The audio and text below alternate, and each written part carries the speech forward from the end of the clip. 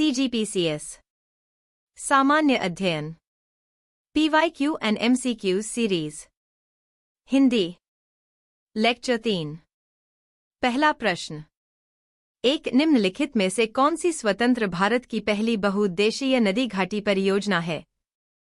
ए. भाखड़ा नांगल परियोजना, बी. दामोदर घाटी परियोजना, सी.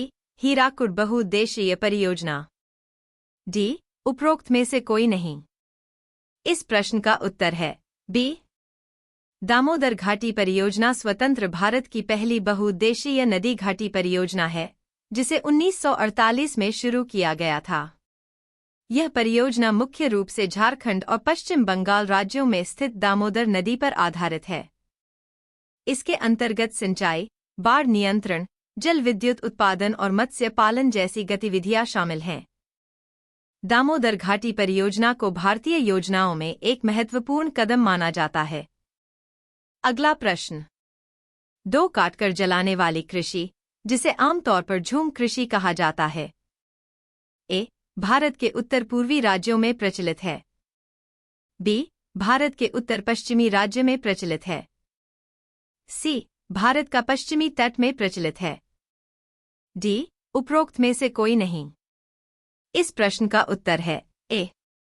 झूम कृषि या काटकर जलाने वाली कृषि स्लैश एंड बर्न एग्रीकल्चर मुख्य रूप से भारत के उत्तर पूर्वी राज्यों जैसे असम, मेघालय, मणिपुर, नागालैंड, मिजोरम और त्रिपुरा में प्रचलित है। इस कृषि पद्धति में जंगलों को काटकर आग लगाई जाती है और फिर उस भूमि पर खेती की जाती है। हालांकि यह विधि पर्यावरण के लिए हानिकारक हो सकती है, लेकिन ये क्षेत्रों में पारंपरिक कृषि पद्धति के रूप में जारी है।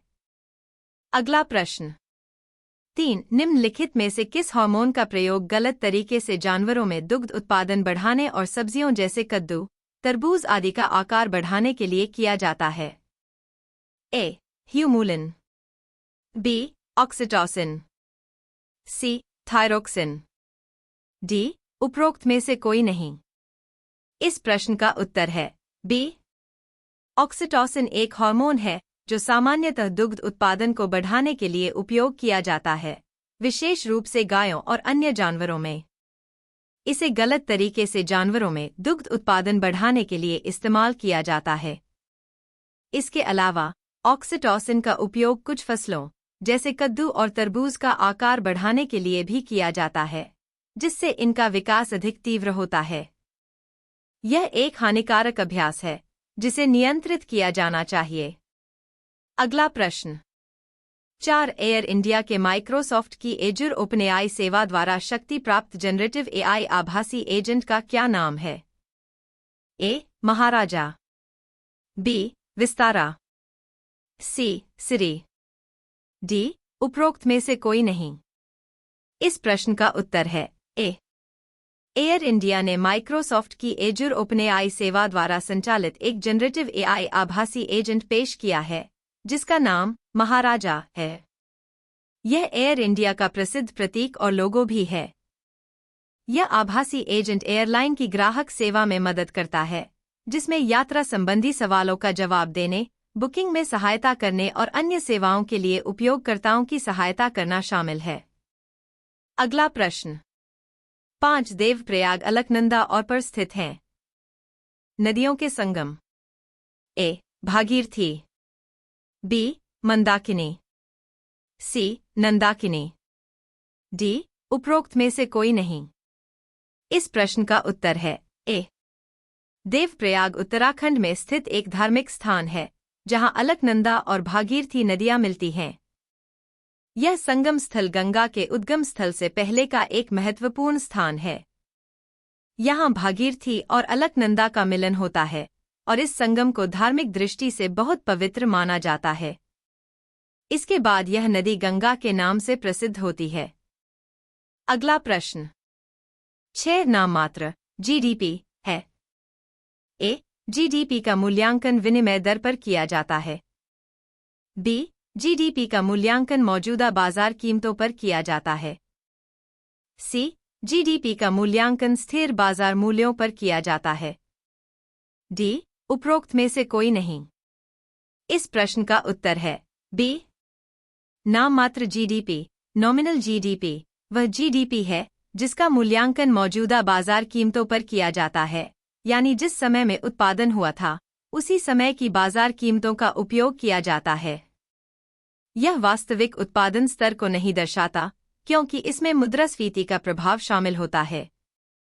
इसके मुकाबले वास्तविक जीडीपी का मूल्यांकन स्थिर बाजार मूल्यों पर किया जाता है ताकि मुद्रास्फीति के प्रभाव से मुक्त सही आर्थिक उत्पादन का मूल्यांकन किया जा सके। अगला प्रश्न। 7 मध्ययुगीन भारत के संदर्भ में सराइस शब्द का अर्थ है। ए. धार्मिक स्थानों को दी गई भूमि जो कर मुक्त थी। बी. किसानों पर लगाए गए कर का प्रकार। सी. एक स्थान जिसका उद्देश्य भारतीय और विदेशी यात्रियों, तीर्थयात्रियों, व्यापारियों आदि को अस्थायी आवास प्रदान करना है। डी. उपरोक्त में से कोई नहीं। इस प्रश्न का उत्तर है सी.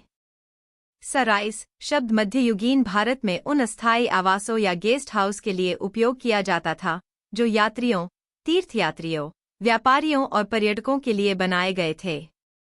ये स्थान मुख्य रूप से मार्गों पर स्थित होते थे और यहाँ ठहरने की सुविधा प्रदान की जाती थी। सरायों में भोजन, पानी और विश्राम की सुविधाएं होती थीं, जिससे यात्री अपने सफर को आराम से पूरा कर पाते थे। अगला प्रश्न। 8 भारत के उपराष्ट्रपति के संबंध में निम्नलिखित कथनों पर विचार करें। 1. वह राज्यसभा का पदेन अध्यक्ष है। 2. वह संसद के दोनों सदनों के सदस्यों से बने एक निर्वाचक मंडल के सदस्यों द्वारा चुना जाता है। उपरोक्त में से कौन से कथन सत्य हैं? ए. केवल 1। बी. केवल 2। सी. दोनों 1 और 2। डी. उपरोक्त में से कोई नहीं। इस प्रश्न का उत्तर है सी। कथन एक उदास स्माइली भारत के उपराष्ट्रपति राज्यसभा, लोकसभा के पदेन अध्यक्ष होते हैं।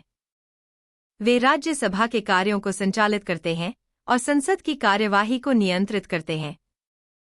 कथन 2 उदास स्माइली उपराष्ट्रपति का चुनाव संसद के दोनों सदनों, राज्यसभा और लोकसभा के निर्वाचित सदस्यों के द्वारा किया जाता है, जो एक निर्वाचक मंडल का रूप लेते हैं। अगला प्रश्न। 9 पानीपत का तीसरा युद्ध कब हुआ? ए. 1765। बी. 1789। सी. 1761। डी. उपरोक्त में से कोई नहीं। इस प्रश्न का उत्तर है सी। पानीपत का तीसरा युद्ध 1761 में हुआ था, जो आधिकारिक रूप से मराठों और अफगान आक्रमणकारी अहमद शाह अब्दाली के बीच लड़ा गया था।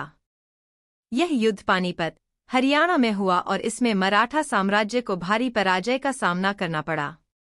इस युद्ध ने भारतीय उपमहाद्वीप में सत्ता के संतुलन को बदल दिया और इसके परिणाम स्वरूप अफगानियों और मराठों के बीच प्रभावी शक्ति संघर्ष बढ़ गया। अगला प्रश्न। 10 निम्नलिखित में से कौन सी नास्तिक विचारधारा है? ए. सांख्य। बी. योग। सी. न्याय। डी. बौद्ध। इस प्रश्न का उत्तर है डी। बौद्ध धर्म एक नास्तिक विचारधारा है क्योंकि इसमें किसी ईश्वर के अस्तित्व को अनिवार्य नहीं माना जाता। बौद्ध धर्म के सिद्धांतों में ध्यान और साधना के माध्यम से दुखों के निवारण और निर्वाण की प्राप्ति पर ध्यान केंद्रित किया जाता है और इसमें ईश्वर के अस्तित्व या पूजा की कोई विशेष आवश्यकता नहीं है। इसके विपरीत सांख्य, योग और न्याय दर्शन ईश्वर के अस्तित्व को मानते हैं या अन्य धार्मिक सिद्धांतों से जुड़े होते हैं